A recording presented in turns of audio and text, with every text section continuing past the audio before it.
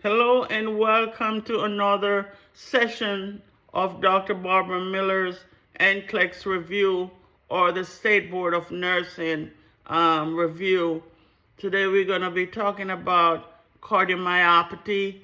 And what is cardiomyopathy? Weakening of the heart muscles, okay? When the damages occur to the myocardium.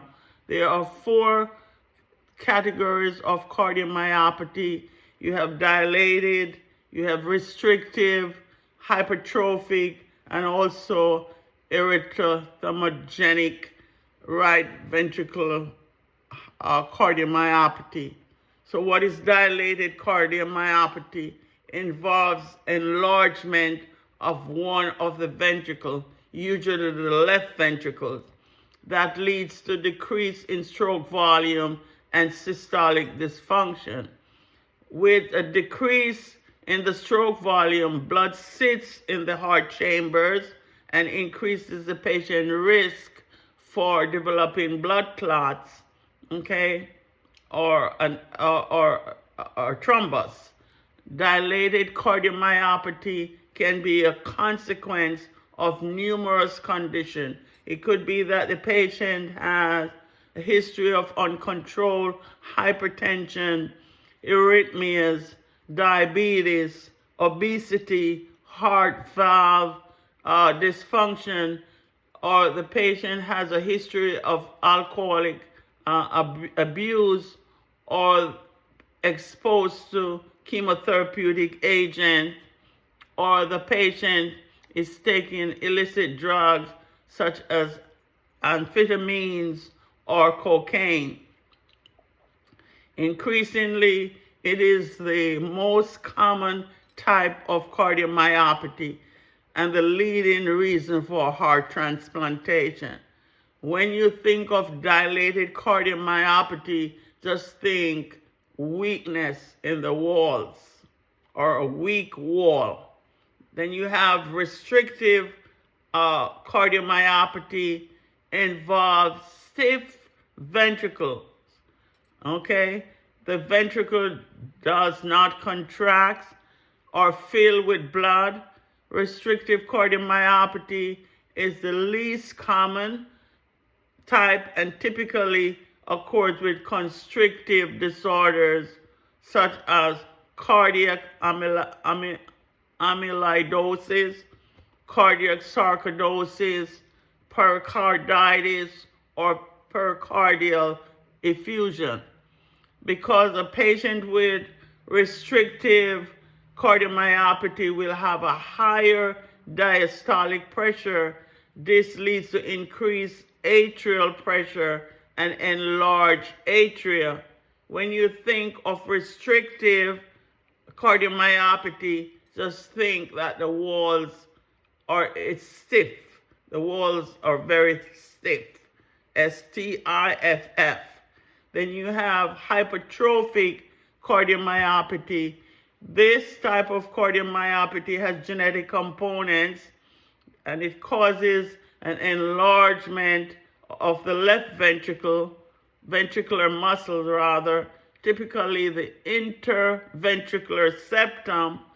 The thickening wall makes it difficult for the heart muscles to relax, and the ventricles do not fill adequately.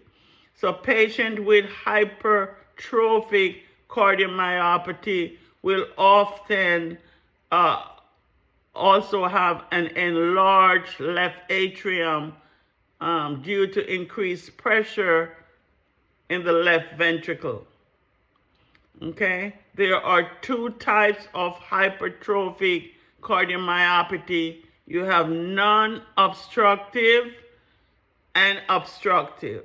When there is no significant outflow, obstruction, this is considered non-obstructive hypertrophic cardiomyopathy. Okay?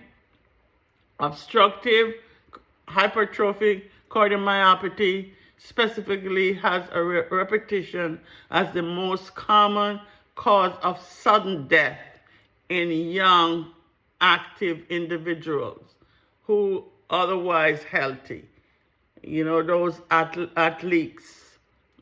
Okay, so hypertrophic cardiomyopathy, just think the walls of the muscles become very thick. Then you have erythrothymogenic right ventricle cardiomyopathy.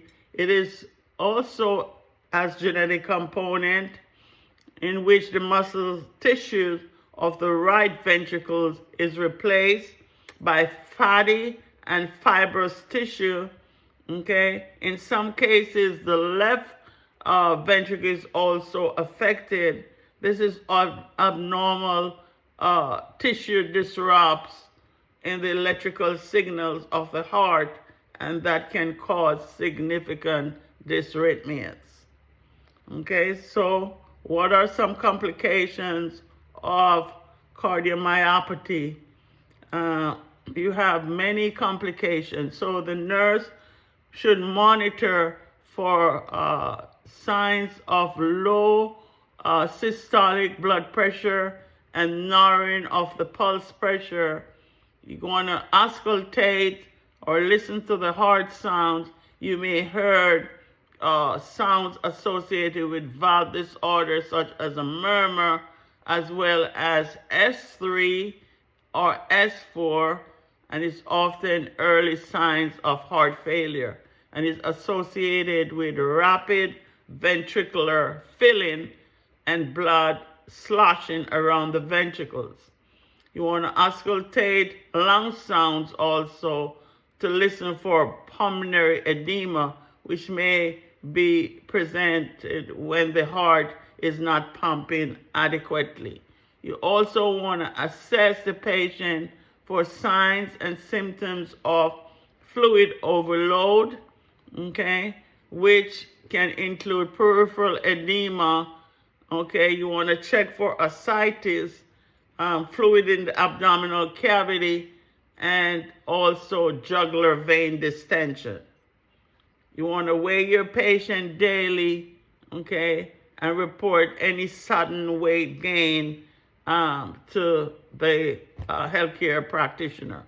You want to perform a fall risk assessment, especially patients with low cardiac output, those taking medication that could cause orthostatic hypotension, and patients with weakening or fatigue. Okay, the normal cardiac output is 4 to 8 liters. Okay, so please like, share, and subscribe to the channel to help it grow.